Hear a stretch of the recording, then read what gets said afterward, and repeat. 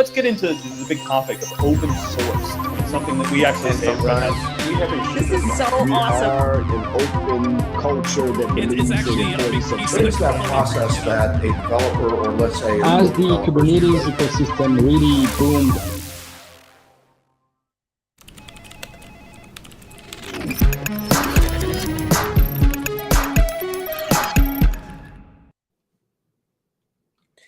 Ooh, I had to unmute myself there. Hey, everybody. Good afternoon. I'm just owning the West Coast time zone now, so it's just good afternoon.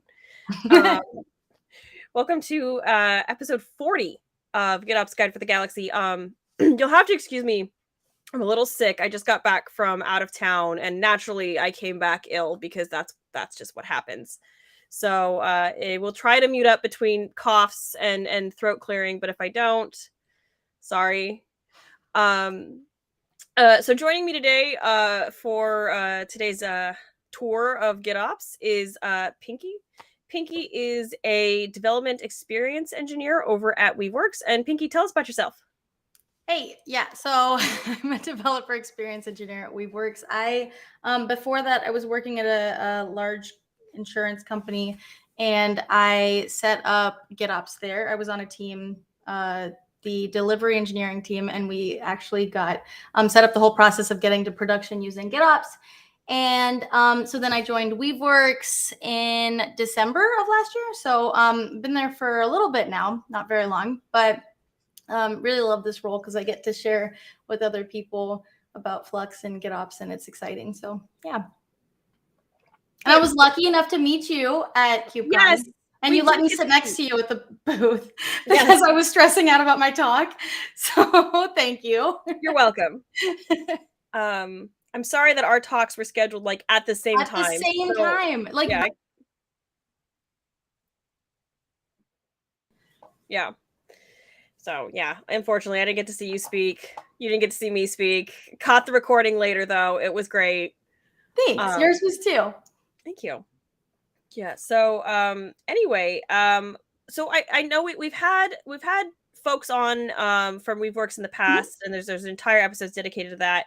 But it was a minute ago, right? It was it was a while ago. I think it was Scott and at the time Cornelia, I think when she was back at yeah. A while ago. It was a while ago. So I know that you have some additional like new stuff to show us about, but I think like we kind of discussed, if you don't mind kind of recapping. Oh yeah, I'm still gonna go over all of it. Yeah, no worries. Perfect, great. So then you're not sick and don't sound miserable. So I'll let you do the majority of the talking. And I will occasionally interrupt you if there are questions from the audience or if I have questions, because I'm going to, get to just ask you all the questions and enjoy not knowing anything. That's awesome. Sounds good. Let's do it. All right. So whenever you're ready. Okay. So I'm gonna start just briefly just going over the GitOps principles, just in case anyone's new to GitOps. Maybe y'all are already using OpenShift and want to get started using GitOps. Is my screen shared? There. Okay. Now it is. Cool. So basically the first GitOps principle is that a system managed by GitOps must have its desired state expressed declaratively. You get a lot of benefits with that too, such as you can actually see everything in code, and it's reusable. And if everything goes down, you just, it's in code. So it's great. And then the desired state is stored in a way that enforces immutability, versioning, and retains a complete version history. I do want to just say that you don't have to meet all of these principles to be using GitOps, but this is the end goal basically with GitOps. But you can get started using GitOps without meeting all of these right away. And then the third one is that software agents automatically pull the desired state declarations from the source. And the last one is that software agents continuously observe actual system state and attempt to apply the desired state. So today I'm going to be talking about Flux as that software agent. And so I'll get into what Flux is real quick.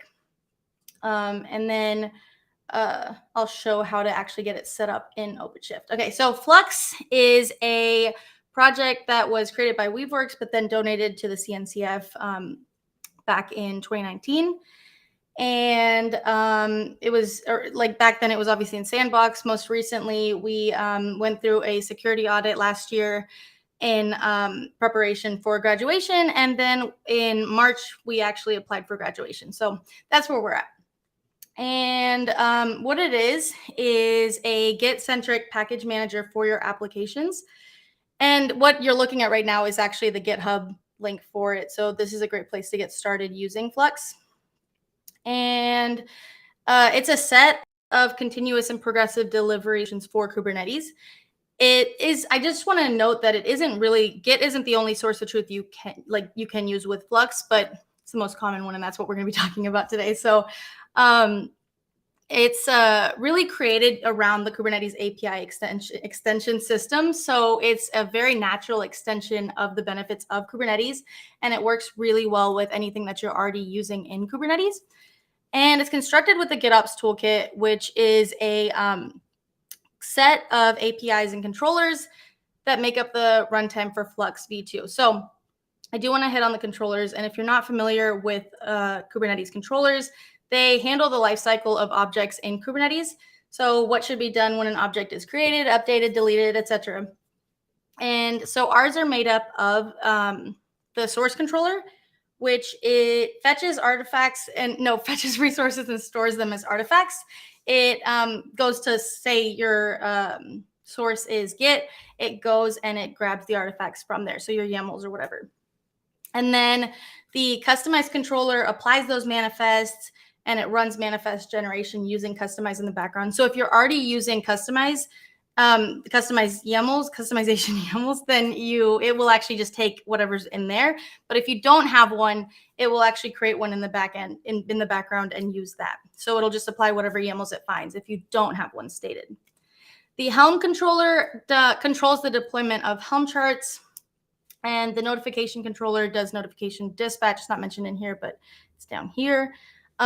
So you can set it up to alert you in Slack, whatever chat system you use.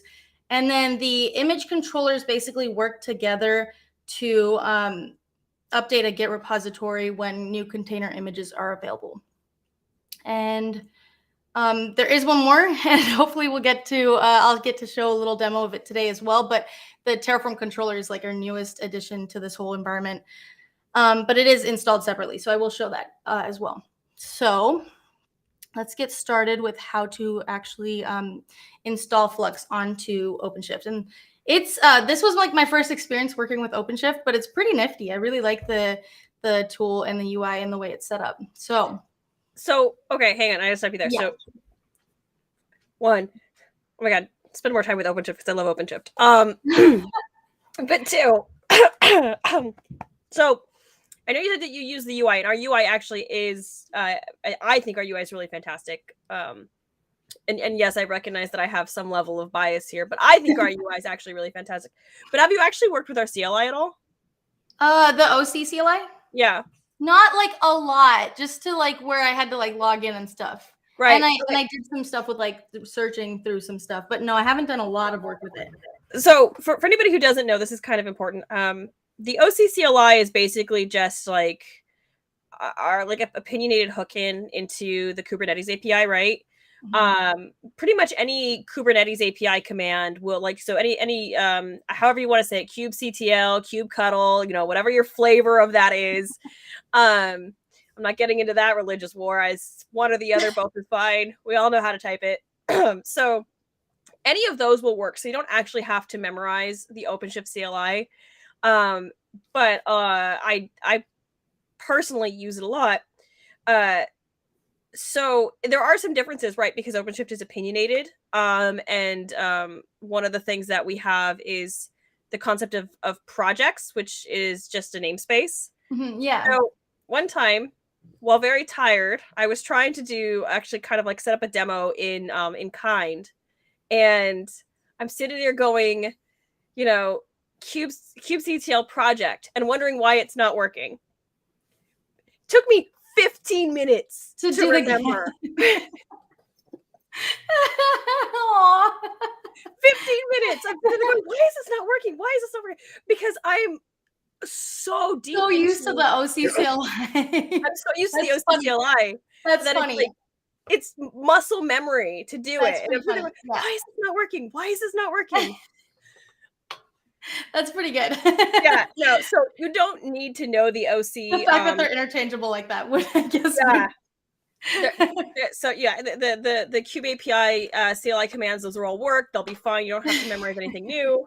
But don't do what I do and like forget which one you're supposed to be using and then use OC commands like spliced in there. Like, it's not just me. I've talked to other people who are like, oh yeah, me too. You know, I literally have to occasionally wake up to the pager at 3 a.m. and be able to do it in my sleep. So I do have it down to muscle memory, right? So it's just, you know, so then when very tired, that's right. I would definitely mess up if I was that tired. Yeah. No, actually, when I first started working with Kubernetes, I read it as kubectl, and I got made fun of a lot for that. So I had to like retrain my brain. My coworkers were like, "What are you doing?" So yeah, I can relate hard to the pronunciation of kube control or whatever you want to call it. Okay, so Operator Hub is one of the ways to install Flux onto OpenShift. Obviously, there's also Bootstrap as well. And basically what that's doing is if you wanted to, you can still use Bootstrap to install. So if you're familiar with Flux and you want to do that, because that's the way you would do it if you were using the CLI, the Flux CLI. Just keep in mind that there is something you have to do special to get it to work on OpenShift. So just read this and follow these steps and you can use Bootstrap. So what Bootstrap would do is it would actually set up you would have a Git repo and you would tell it to communicate with that repo, or it would create one if it doesn't exist. And then it would put in there all the components. So Flux, like I mentioned, it has all those controllers. It also has CRDs. There's a bunch of things that need to be installed for Flux to work. And if you bootstrap, it'll actually put all those files into Git and then set up itself to listen to it. So it'll set up a sync source and a customization to that repo. And then it will get back to Kingdon. It's one of my teammates. So it'll set up like a reconciliation loop with that. So it's all in Git.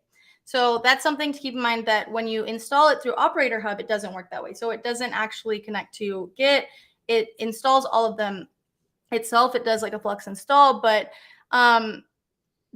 one cool thing about it is that it has this automatic like update approval. So if there's a new version of Flux that's put into Operator Hub, it'll keep it up to date, which is cool. If you're using Bootstrap, you have to run the Bootstrap command again to get it to update to the latest version. So different flavors. One thing to keep in mind here is it is the default, but just make sure you don't change it. The installed namespace will be set to Flux system. Don't change that.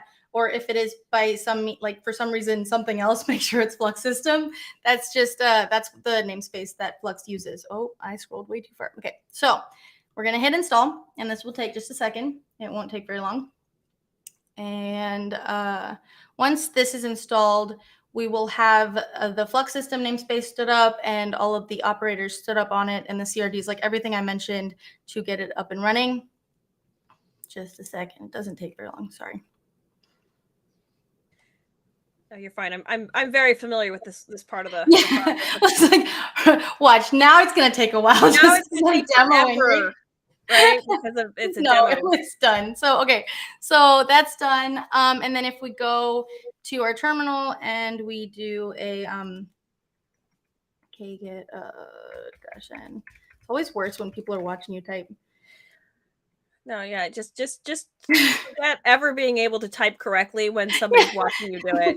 I can type like 100 words per minute with amazing accuracy when I'm by myself. Right. So all of the controllers are stood up now.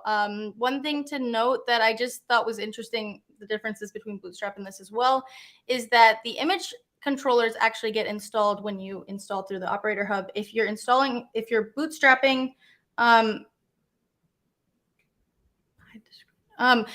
you're bootstrapping, then you are actually going to have to add an extra command into the Bootstrap command to actually get the image controllers as well.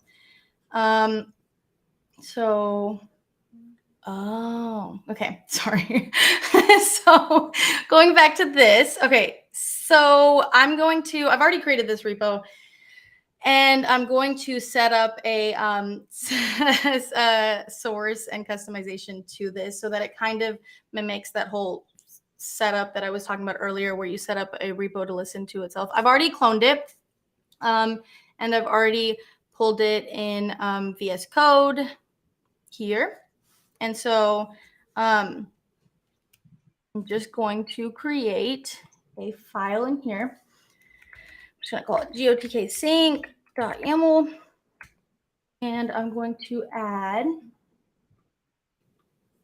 Oh, I love it when VS Code tries to be helpful when I really don't need it to be helpful. Love my errors. All my just ignore all my extension errors and everything. Yeah, every time. I actually turned off the Golang extensions in VS Code because I'm very like, well, I'm older than you, right? So I save everything like roughly every 15 seconds, right? Mm-hmm. So the thing about that is I'll sit there and I'll start working on my Golang file, and the first thing I do is I like comment through, okay, this is going to be the logic of my file, and then I'll save the comments, right? And then I'll add in all of the imports, and I'll save that. And then because VS Code is trying to be helpful, it gets rid of any unused imports. Yeah, that does suck. Yep. So I had to turn that off because there was no way, or maybe it's buried in there somewhere and I just got frustrated because it was taking too much of my mental space, but there was no way to just turn that function off in the extension. So I turned off the entire extension. And then I gave up so much on using VS Code for Golang that I just went back into VS. I love VS Code. Oh, yeah, that's interesting. I've not. Here we go. This is going to date me. The last time I actually liked using any kind of text editor for code was Text Wrangler, which does not exist anymore. I don't even know it. I would love to, like, anybody in the know Text Wrangler. How old am I? Let's find out, right? Like, let's play a game. Yeah, Text Wrangler was great. Nothing has compared. It the company that puts out BB Edit, which might actually just be the name of the company too, that's the same. But I don't like BB Edit. It was Text Wrangler was free and open source and it was better. And I'm sure somebody has some version of it around somewhere. And if you know about that, tell me. I like VS Code's like integration with Git, and I'm about to show something in a little bit that I really like about it too. But I'm gonna jump ahead. Like I'm not trying to jump ahead of myself. No, oh my god, no. Text Wrangler worked on OS X. Jeez, it's not that bad. But yeah, so I derailed the whole thing talking about VS Code. And but yeah, that's why I sometimes use VS Code. I often just use VI. I mean, it's fair. But I definitely go that route when you're old and crotchety. So back to this. The way that this works is when so I said the source controller pulls from your Git repo or Helm repository, whatever the source is, right? And this is the way to set it up. So you're saying, like here, I'm saying it's a kind Git repository. I'm pointing it to a Git repo. And the interval is how often it goes and reconciles with the source. So how often it goes and grabs those artifacts, whatever is changed. And then this is the URL that I'm pointing to. So in this case, I'm pointing back to that repo I showed that I created a second ago. Or I had created already, but I showed a second ago. And then the customization is telling the customization controller to listen to that source that we just created right above. So this source right here. And it's telling it specifically to only listen to things that are within this OCP cluster path. So, and then it also runs on an interval of 10 minutes. So every 10 minutes, it will go and apply the changes. So this is actually taking the manifest that the source controller pulled and then actually applying them. And so I already did a git push on this. So if we go in here and we do flux get source git -a. So this is just the -a is just saying, oh, I did not. Oh, I did push. Did I? Oh, I didn't apply it. This is what happens when I get distracted. Okay, sorry. So it's all my fault. I'll do it to you 5 more times. So I'm actually going to apply it for the first time just to set it up so that it will then go listen to the repo. So now it should be listening to the repo. And if I go in here and I do flux get source get -a, And the -a is just pulling in any from any namespace. And apparently I have everything still pushed. Did I put the wrong repo? I did. Dang. Live demos are the best. I put the wrong The absolute best. That's on me. Okay, so git add git commit -am fix my boo-boo. Is what it is. It happens. Happens to all of us. I actually I was talking to one of my colleagues, and we submitted a CFP to one of the conventions, and we were talking about if it gets accepted, what would our talk look like? And I was like, yeah, okay, so we would want to do a demo at this part. And he's like, a live demo? I said, no, you should never trust conference Wi-Fi. We'll take a recording and it'll be perfect, and then we'll have that downloaded. We'll just play the recording of the demo and talk through it while the recording. I've done that. Yeah, because live demos, man. Yeah, I've done that, and it works out well. Yeah, it's great. Okay, so now, well, nope, don't want to reconcile again. Have I done? I've done something. Hold on, let me make sure I actually push the right one now.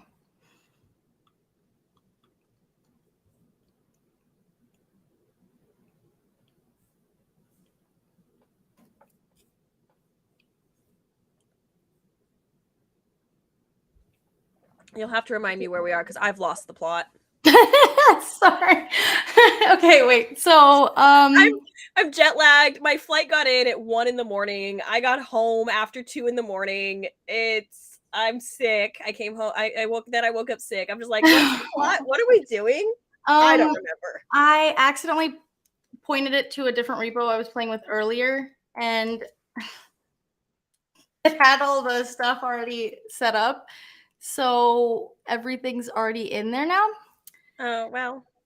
Yeah, while you think about how you want to address that, we do have a question from the audience. So in addition to configurable frequency of the pull, can it be configured to also receive webhooks? Yeah. So with the notification controller, I haven't actually played with this before in my use of Flux. But with the notification controller, you can do that. What have I done? Is this like in the Flux docs that I could go quickly like pull those and paste them? Yeah. Mm-hmm. All right. Let me go find that. Ooh, my keyboard was off. Notification. Yeah, thank you. I'm gonna start over so my brain doesn't get super confused. No, I hear you. Like I said, I'm so confused now. Sorry, I'm like lost in my own demo. Sorry. I'm hardly an intelligent human today, so I have just absolutely no space to. Oh, somebody was faster than I was. How rude! But also, is it one of my teammates? Yeah, that's Stacy, our community manager. She's great.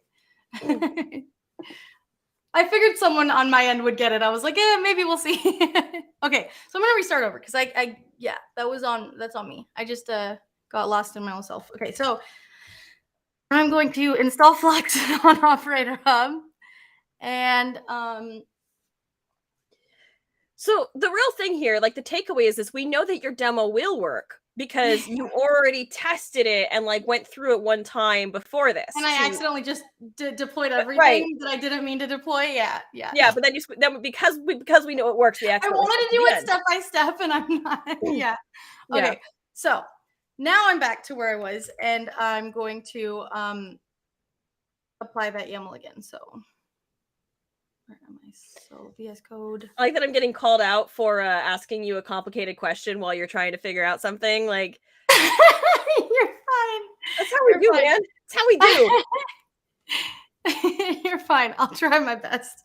If I can't, I'll tell you. Well, it seems like we have support in the audience. I don't mean it like as in like support, but like supportive friends and respected colleagues who can help bridge the mental gaps as we work through where documentation lives, etc. Yeah. Okay. Now we're back. So the one thing is there, and we're good. Okay. So, all right. Okay. So, like I said, the now it's just listening to that one repo that it should be listening to, that OpenShift demo repo, And now I'm actually going to show how to set up Weave GitOps. And Weave GitOps is our, so if I can scroll back up, it's our GitOps dashboard web UI created by Weaveworks. It is open source, and you install it through a Helm chart. So you would already have Flux set up, and then you install this, and it will set up a UI on top of Flux. So whether you bootstrap or install through the operator hub and whatever. So we're skipping all that stuff. And the first thing we're going to do, set up a password. And so if you do want to follow these steps and you want to try this yourself, you can go to Weave, look up Weave GitOps core, and it'll take you to these instructions too. So, all right, I'm going to go into my terminal, and first we're going to create a password. And because I am just, I'm just going to get test. So, because all y'all are going to see it anyway. And it's also deployed locally for right now. So on my computer. So it doesn't really matter. Test. And then we run this Docker command that uses an image to actually generate the password using Golang. Okay. And then I'm going to grab the, hold on a second. Where did it go? Yeah, okay, so I'm gonna copy this. I'm gonna put it in a temporary file for now in here, and then I'm gonna delete it. So if I don't delete it and it errors, please remind me to delete it, because yeah, sometimes I don't remember these things. Okay, so I'm gonna grab that and put it in this YAML in here. Okay, and save that. And then now I'm going to use that to when I generate the Helm release. So in Flux, when you're setting up a Helm chart, you first, you do it the regular. Remember how I said a source? I don't know if I've really mentioned it much, but a source can actually listen to a Helm chart. So that's what we're going to do in this case. We're actually going to set up a Helm. I'm going to make this bigger. Maybe that's too big. I don't know. That looks pretty good from my end. Okay, cool. So I'm going to run a command here. Flux create source. Yeah, so right here. So this is actually using the Flux CLI. And we're going to create a source called a Helm source. And it's going to point to that helm.gitops.weaveworks. And so we're doing this export, this -- export. And what that does is it just exports it without creating the actual source. So if I didn't have that export, it would have created that source already in our namespace. But since I didn't, it's going to just put it out here. And then we're going to create a Helm release to tell it to actually deploy this specific chart that we want to. So let me add that here. So this is telling it to create a Helm release that's specific to this Weave GitOps chart. Oh, and I seem to have, let me Weave GitOps values.yaml. Did I not? Wait.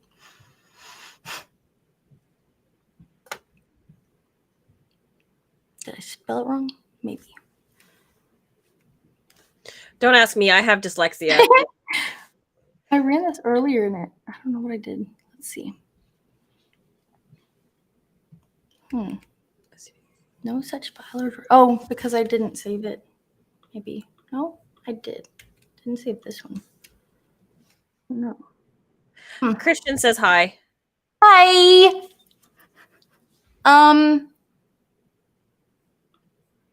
You know what? For the What's sake it of mad this, about? Hang on. / I don't. OCP cluster Flux system. For the sake of this, though, I'm just gonna add it because time.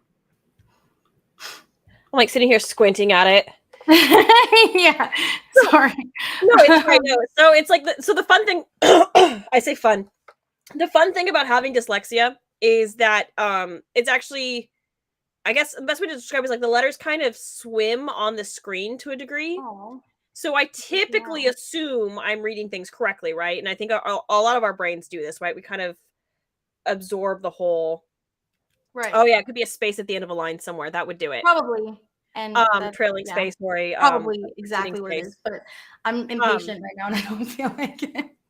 Yeah, so I'm sitting here as I'm trying to try to see what might be wrong, right? I have to squint because for me, at least, it helps the letters remain more still for my brain. Mm-hmm. Sometimes when I'm reading a book, I'll actually close one eye because that also helps. I don't know why. Dyslexia is a very weird thing to have. Yeah, that's just that's that. So yeah, so when anybody sees me like squinting at the screen really hard, yes, I am blind, but my glasses do actually fix it. The prescription's current. It's that I also am fighting my brain's desire to not read with my desire to read.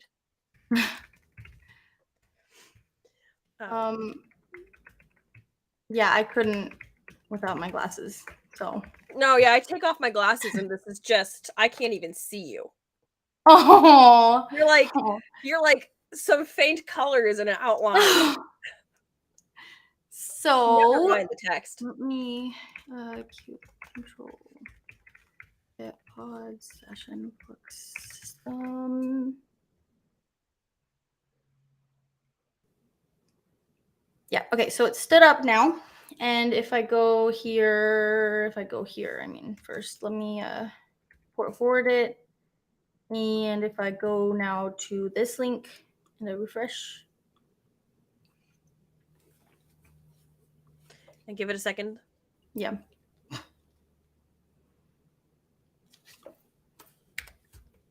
I was like, it shouldn't. I think it was just still like confused from, okay. So admin is the username and then test is what I gave earlier. So we're in, there's one runtime, it's empty and it shouldn't be. So there is a fix going in currently that will fix that. But in the time being, I do have a really quick workaround for that. But it will work soon. And you won't have to do this. And if you had bootstrap to do this, you wouldn't have to even care. So this is only for the operator hub installation. Yeah. There are some interesting things about operators. I might have to do an entire episode about operators, honestly, because I think that most people don't understand why it's so different to do something with an operator compared to like a Helm chart or some other way. Mm-hmm. So I've thought about doing an episode just on like what exactly is an operator? How does that tie into GitOps? Where is the end of your ability to use GitOps with operators? Because there's actually kind of I don't want to say an end. There's just behavioral differences that are really important. So but I work with operators every single day. All of the things that Red Hat puts out is typically operator based. So fair enough. Yeah. Yeah, Flux was the first time I had really started done anything with controllers and stuff. So it is different for sure. That's why I kind of add that little snippet of if you're not familiar with controllers, this is what it is. Yeah, Yeah, I agree. Operators have a life of their own. Dave has clearly attended my Helm and Back Again talk where I literally say that, and that you have to actually. So operators have to have their own software development lifecycle, and they're used to help you manage your software development lifecycle. So, but yes. So, as you can see now, it is in here. So, like I said, you wouldn't have to do that little namespace thing, but it's just to add that label, which will be added. There's a fix going in already, so it should work. But just for this demo, I had to do it. And then now we can go in here and see. Okay, what these are. The applications are the actual appliers. So in this case, customization and the Helm release that we created for Weave GitOps. And the sources are. I don't know why it's being weird. So the Git repository that it was pointing to earlier with the Flux system, and then the Helm chart and Helm repository that I created as well. One cool thing is that you can go in here and you can actually run a sync. So that would actually reconcile with the source in this case, and force it to reconcile. So if you don't want to wait, let's say your system is set to 10 minutes and you put a change in and you want it to run right away, you can just push it. Suspend is really cool because if there's, let's say I'm just working on a feature and I don't want it to go in right away, I can actually suspend either the sources or the appliers to tell them to just wait. So if you tell the sources not to pull, it just won't pull the manifests in. And if you tell the appliers like the customization, I don't know what that is. If you tell the customization, what did I do? I don't know what I did. If you tell the customization to suspend, then it just won't apply the changes while it's suspended. The changes will still be pulled in, but they just won't be like actually deployed. And then you can unsuspend it. What's the word? Resume. Sorry, resume. You can resume it. And then a cool thing too is if you have a deployment, you can come in here and see a graph, and it actually shows everything that the applier has applied in here. So that's a lot. But yeah, but like every CRD in this case, every role binding, all that stuff in here. So I'm going to show a really quick, like what an app would look like if we deployed it in here. Not in here, but like what it would look like in here if I deployed an app using Flux. And so let's go back to VS Code. How fast? Okay. And I'm going to add. Well, while you do that, I'll use this opportunity to ask Christian to do more than say hi and wave. And hi Christian, how are you? How's it going, trader? I just have to give him an appropriate level of grief every time he shows up on the stream in the comments. Oh, I get it. I get it. I say this like Christian and I haven't been friends for more than a decade, and we don't talk like. Oh, we absolutely do, but that's not the point. I have to give him appropriate levels of grief.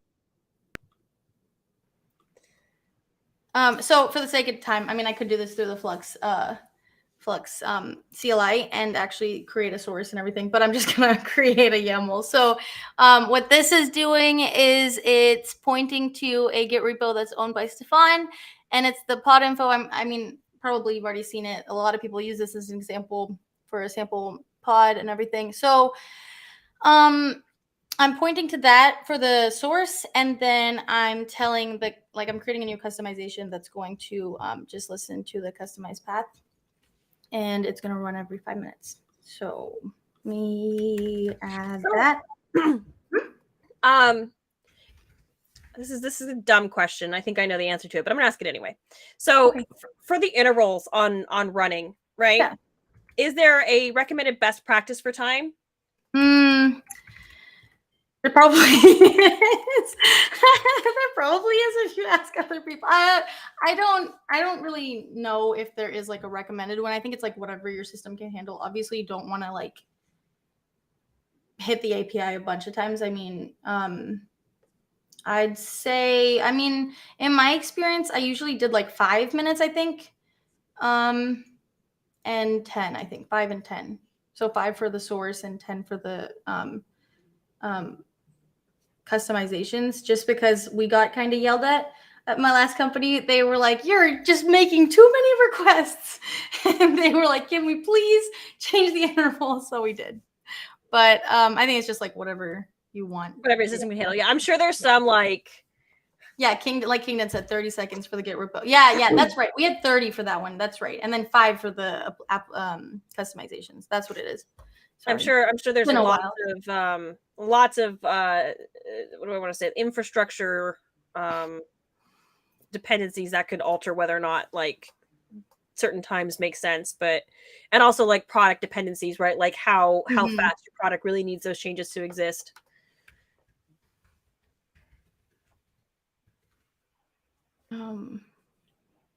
Sorry. Okay, so I'm just gonna get the customizations. Yep, so it's in there.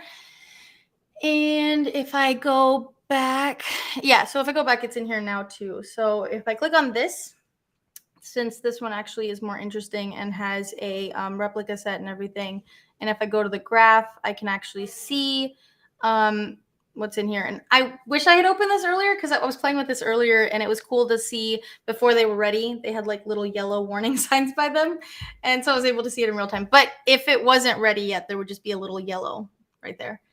But in this case, they're all stood up, so we can see everything that's made up in this deployment. So cool. We could go break something on purpose. I should. Yeah, I could like delete a pod and watch it restand up.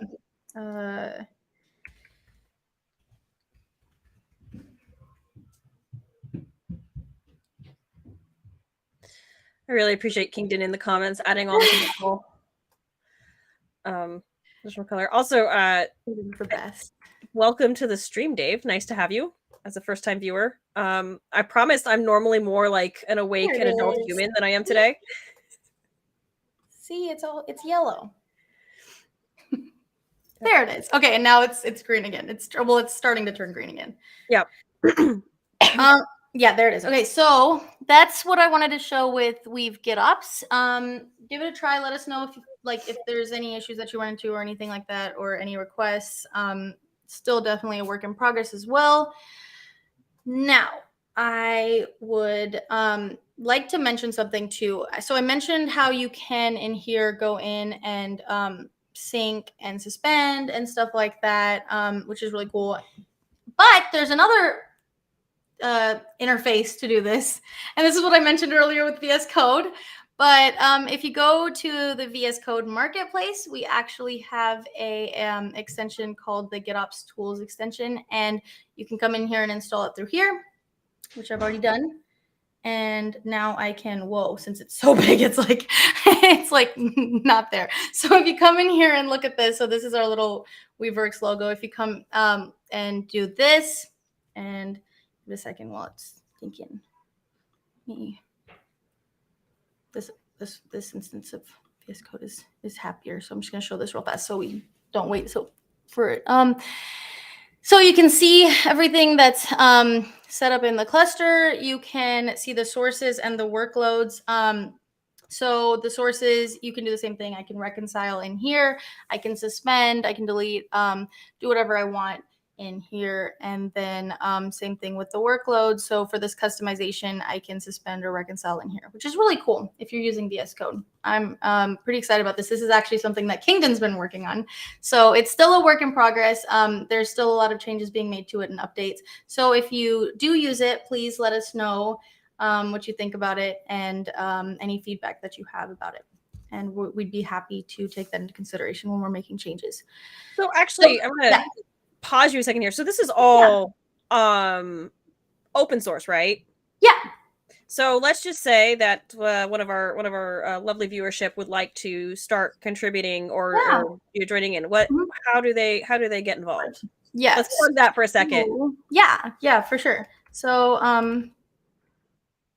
if you go to fluxcd.io, which is like our docs and everything, there is a contributing section in here. And this would be like a really good place to start. And if you click on this, it shows like, how to get started contributing to Flux. And we really do welcome any new contributors, any level of experience, really. There's always something someone can do to help too. So very happy to have that as well. And like I said, this is the GitHub. So if you want to go in and look at it, it's in here. And so now I'm going to pivot a little bit since we do have time. I was hoping we get to this because I'm pretty excited about this. I'm going to show the Terraform controller. So the Terraform controller is not under the whole Flux umbrella right now. It's actually under the Weaveworks umbrella, and but you can add it as an addition, and it's actually on the operator hub as well. So I'll show that. But this is the GitHub for it. So if you want to go look at it, or if you want to contribute to this as well, it's definitely something we'd welcome because it's something that's pretty new and we're still working on and adding a bunch of features to continuously. So currently what it does is you can use it to actually manage your Terraform resources, not just in Kubernetes, which is really exciting. Anything that you're terraforming, you can have Flux do the deployments for. It's good because you won't have configuration drift. You won't have things like that. And also there are a few features already implemented, such as you can set it up to do auto approve or manual approvals. So if you want to, verify your plans before applying, you can do that. Or you can just set it up to do the applying if you don't want to look at the plans beforehand. And then you can output secrets. You can output the Terraform outputs into secrets in Kubernetes. And it also, the most recent one is that it integrates with Terraform Cloud and Terraform Enterprise as well. So if you are using those, there is a really good demo that Robert Strand did on it, and it was at GitOps Days. So we just recently did GitOps Days like a couple of weeks ago. And if you do want to go check that out, you can still register for GitOps Days and see the whole thing, or you can go watch this link. There's a playlist too under the Weaveworks YouTube that has like all the talks from this. But yeah, Robert does a really good demo, like a basic demo in here, talking about how you can actually integrate it with Terraform Cloud, which is cool. And so I'm just going to show how you would install it on OpenShift. So going in here, Operator Hub. Stacy, do you mind dropping the link to that YouTube video for me, if you can? I was literally just going to ask if we could get the link. I knew she would. She's the best right now, like on point with all of She's that. awesome. So in here, this is the Weave GitOps Terraform controller. You can install it in here. Same thing, just make sure it's in the Flux system. I mean, it's going to be, but yeah. Install that. That'll take a second. And then I'm just going to do like a super, super simple Terraform deployment just to show how it works. And yeah, this like is a very exciting new addition for me because back at my previous company, we did a lot of Terraform. So, all right. Now that's there. So if we do, let's clear this because it's gross.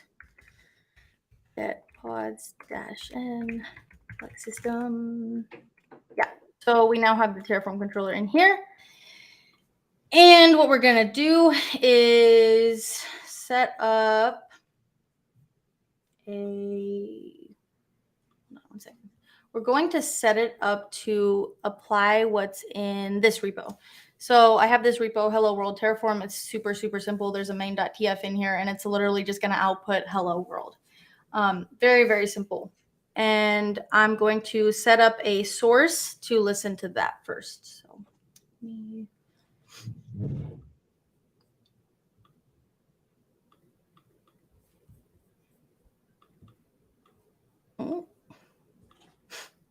okay. So, I already, wait, oh, this is my other repo. Goodness me, sorry. Okay. So this Hello World YAML, there's this Git repository that's pointing to that repo I just showed, that Hello World Terraform repo with that main.tf. And then there's this Terraform kind. So this is the key. So just like how we did for Helm release, we just say Helm release, or for the customized controller, we say customize. It's the same thing. So this is telling it to listen to that repository and look for any Terraform. So that's what that's doing. And I'm going to add it. Hello.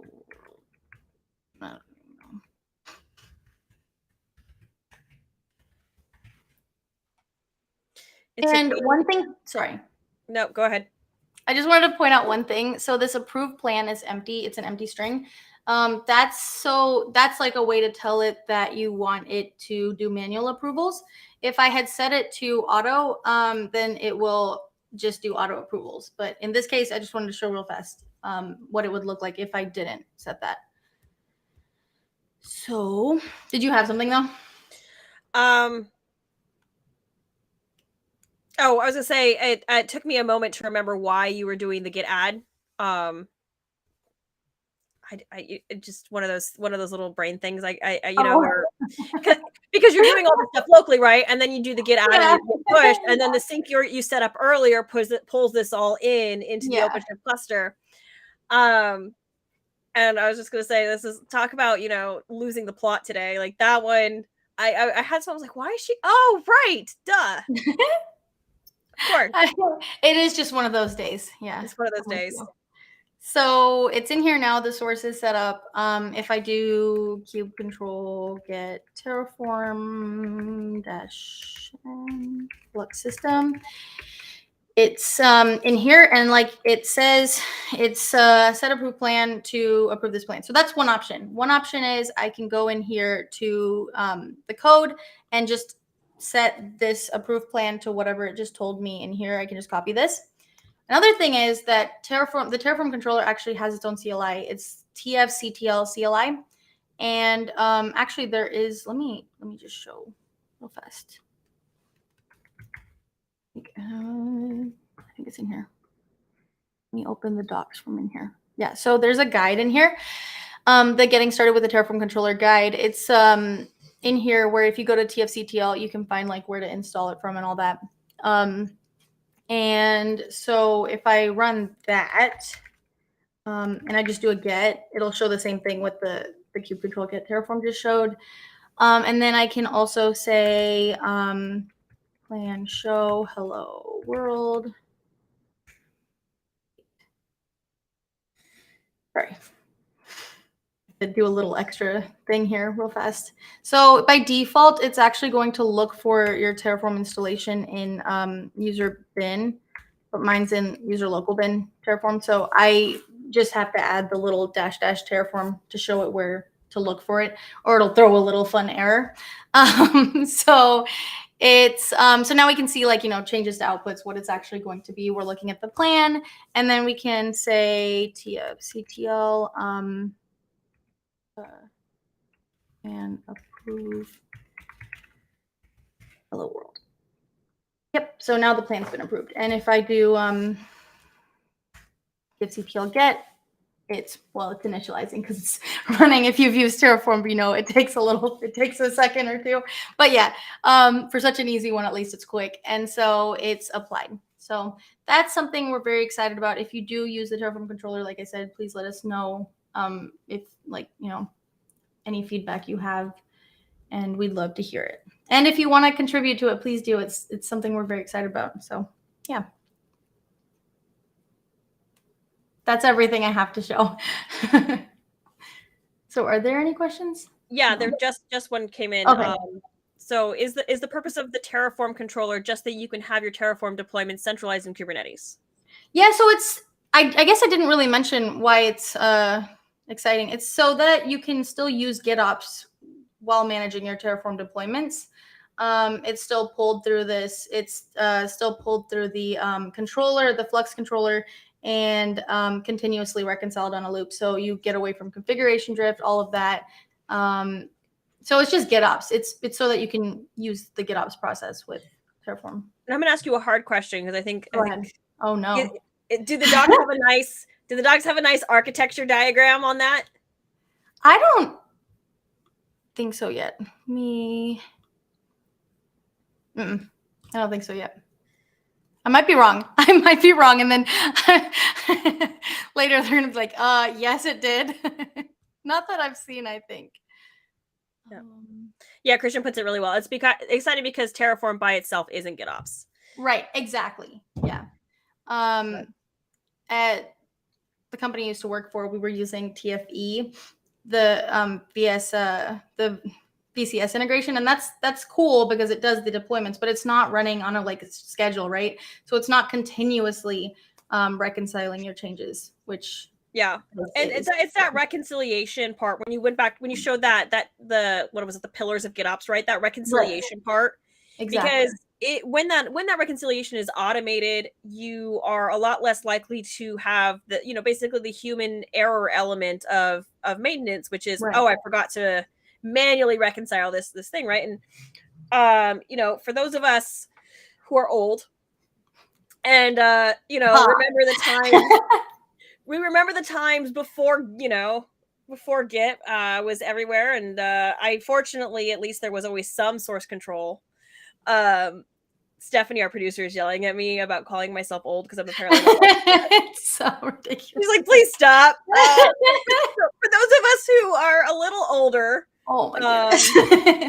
than Git, we would, we'll be able to tell you that we used to fix. I don't look old. I love you. You're my favorite person right now. We used to do things like, look, I've deployed code to production using FTP. All right. And we used to basically do that. We kept everything on centralized servers. And when it was time to update it, you did everything locally. And then you literally just pushed it to an FTP, right? Like over FTP to the to the final destination or to production, right? Yeah. So when we got burned really, really, really hard, a lot from human error. And so things, source control really helps with that. Git really went above and beyond. So before Git, like I used Subversion. Those are not the only two forms of source control. There are still other forms of source control out there, like closed source control tools that are used. So we really started creating sources of truth. Right. And then we figured out, like, how do we, I basically said this at my KubeCon talk, right? We basically figured out ways of orchestrating our bash scripts.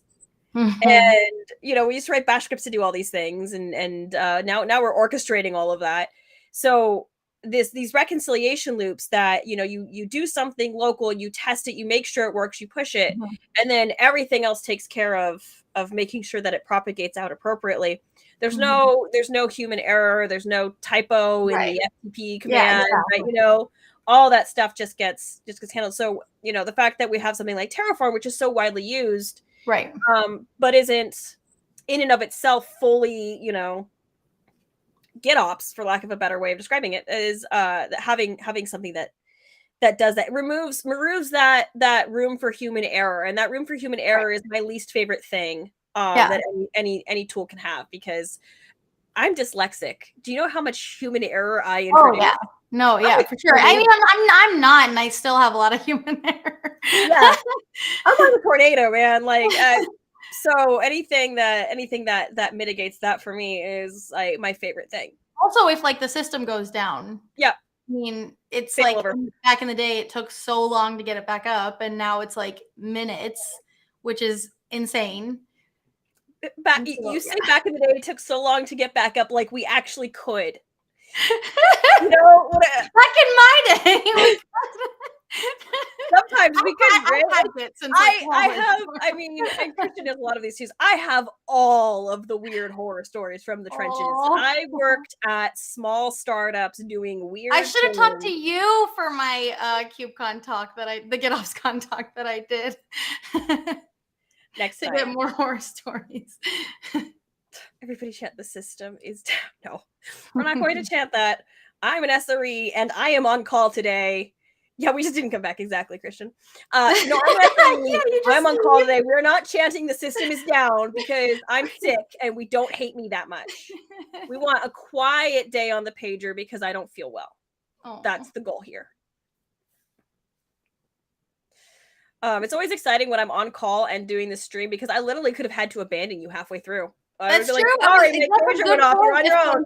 If the system went down. If the system went down. Absolutely. If the system went down. I'll just be watching you try to fix it. Yeah. That's what the stream would have become. What we actually do, and I should stream this sometime. We've actually Ansibleized chaos engineering to make special instances of our systems go down to train other SREs and to so of course this is all kept in Git, right? And to practice incident response. And I should just run one of those games live on this stream one of these days. Like, here, I broke everything with Ansible and now we're gonna go fix it together. I should do that. I don't know. People. That'll be a fun one. Yeah. Well, I guess we are a little over top of the hour, folks. So that does mean that it's time for us to say goodbye to Pinky. Thank you so much, Pinky, for joining us. Thank you to Christian and for joining, saying hi. Thank you to Dave for being a first-time viewer. That's very exciting. Don't forget to subscribe. You can follow me on Twitter. Sometimes I post things. You can follow Pinky on LinkedIn, maybe. I don't know. Yeah, I do have a Twitter. It's PINKYYRAVI. I'm just not very active on it. So yeah, so basically following us on Twitter is probably. You can add me on LinkedIn. Yeah, for sure. We both exist and occasionally post things. Sometimes you're the worst at social media. To be fair, I'm older than social media, so there you go. And I'm just bad at it, so I have no excuse. We'll see you back here in 2 weeks, and thank you to Kingdon and Stacy from WeaveWorks for being supportive in the comments with documentation and links as we needed it. Really appreciate that. And remember, if you haven't heard me say it before, choose your technical debt wisely, folks. Peace.